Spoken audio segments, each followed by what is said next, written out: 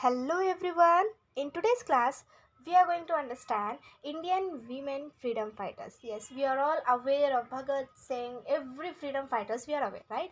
But women freedom fighters के बारे में भी जानना बहुत ज़रूरी हो जाता है क्योंकि ये हमारे एग्जाम पॉइंट ऑफ व्यू के लिए बहुत इंपॉर्टेंट है.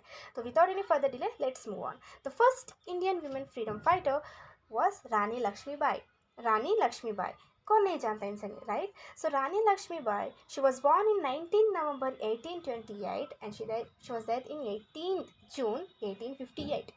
So वो किसके अगेंस्ट लड़े थे? ऑफ कोर्स उन्होंने डॉक्ट्रिन ऑफ लैब्स के अगेंस्ट लड़ना चाहा. जब वो वो फाइट कर रहे थे तो आप सब लोग जानते हैं उनकी डेथ और उन्हें किस तरह से किल किया गया और वो कितनी वॉरियर फ्रीडम फाइटर थे.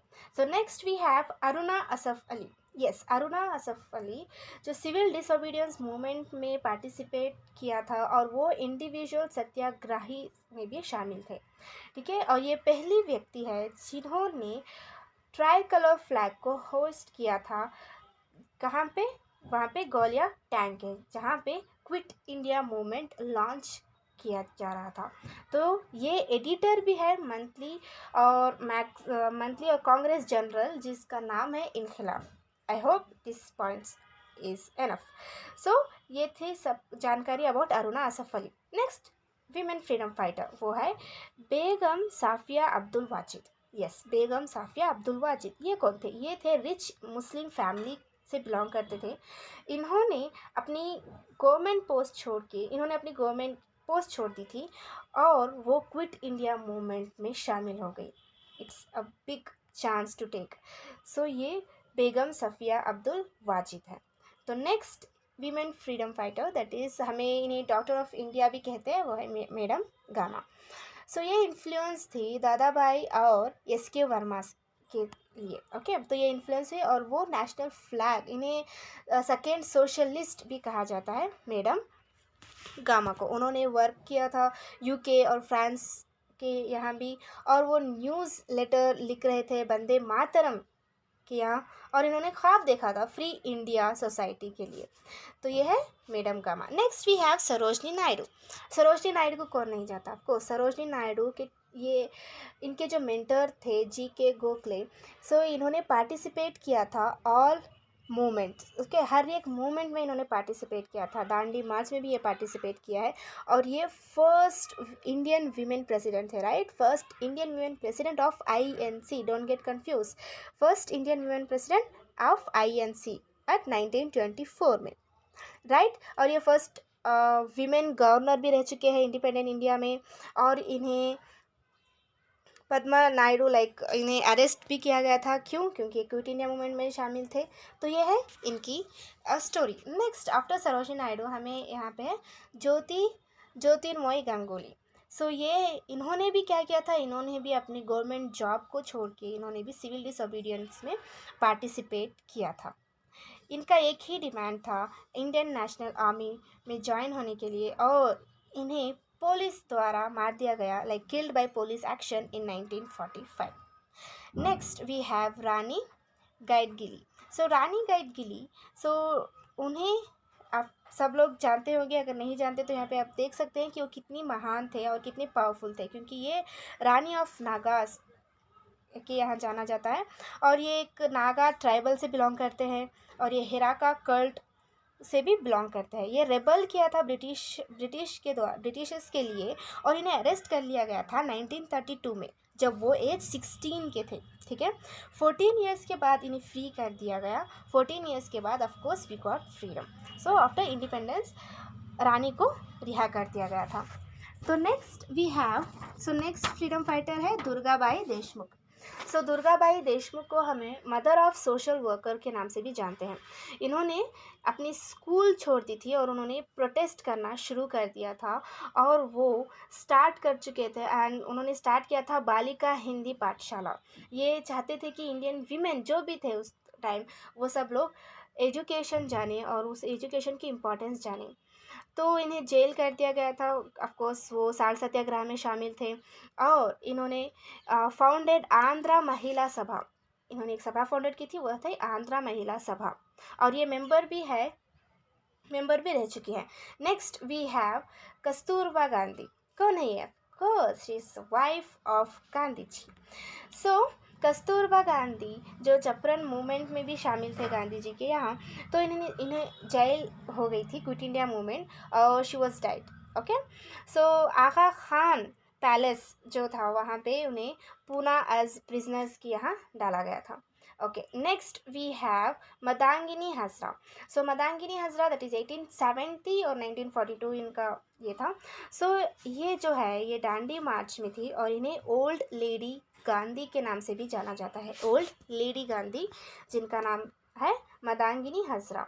ये है नॉन पेमेंट ऑफ चौकीदार टैक्स में भी शामिल थे, क्विट इंडिया मूवमेंट में भी ये शामिल थे, और इन्हें कैप्चर करने की कोशिश की पुलिस स्टेशन के यहाँ भी उन्हें लेके गए, और ये भी थे कि इन्होंने वहाँ पे अपना फ्लैग होइस्ट किया और वहीं पे उन्हें फायरिंग के द्वारा मार दिया गया।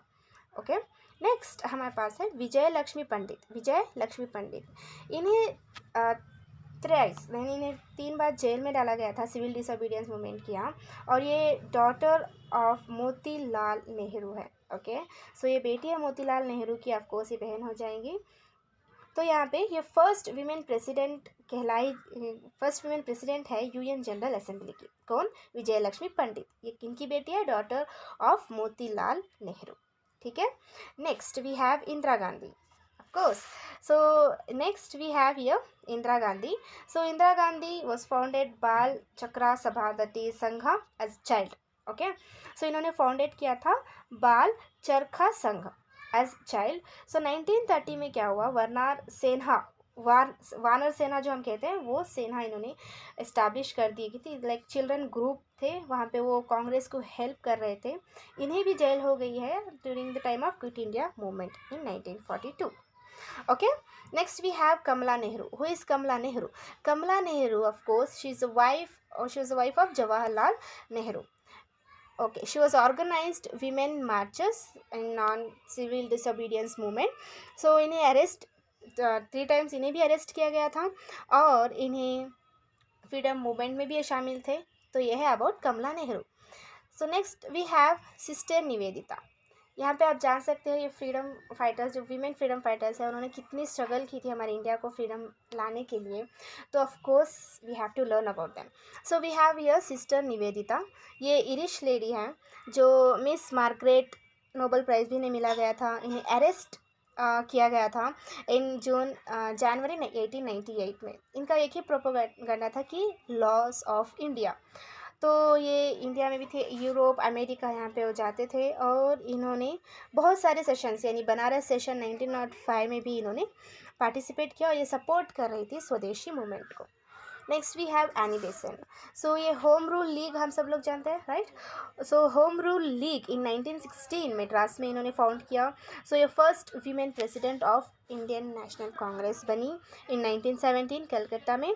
सो न्यू इंडिया एंड कॉमनवेल्थ का भी इनका सपना था। So after that we have Rajkumari Amrita Kaur. राजकुमारी अमृता कौर, सो ये को फाउंडेड थी ऑल इंडिया वुमेन कॉन्फ्रेंस की। Okay, so all India women conference की 1927 में। इन्हें जेल हो गई थी during Dandi march and quit India movement. So ये फर्स्ट वीमेन है जो cabinet minister of India health में पार्टिसिपेट किया था, यानी ये AIIMS दैट इज। और इनके एफर्ट्स हम सब लोग जानते हैं, ये जो अगेंस्ट जेल मैरिज थी, इलिटरेसी और पर्दा सिस्टम के सख्त खिलाफ थे। कौन? राजकुमारी अमृता कौर। ये कौन थे? ये को founded all India women conference, और इन्हें जेल भी हुई थी किसके द्वारा? क्योंकि डांडी मार्च और क्विट इंडिया मूवमेंट में पार्टिसिपेट किया था। Next we have Rehana Tyab ji. So ये रिहाना तैयब जी है जो साबरमती आश्रम था वहाँ पे इन्होंने पार्टिसिपेट किया था। ये civil disobedience movement, quit India movement में ये पार्टिसिपेट किया है, और ये है प्रेसिडेंट ऑफ यूथ कांग्रेस भी इन्हें माना जाता है, और ये फर्स्ट मुस्लिम लेडी थे जिन्होंने वंदे मातरम कांग्रेस सेशन में गाया था। ठीक है।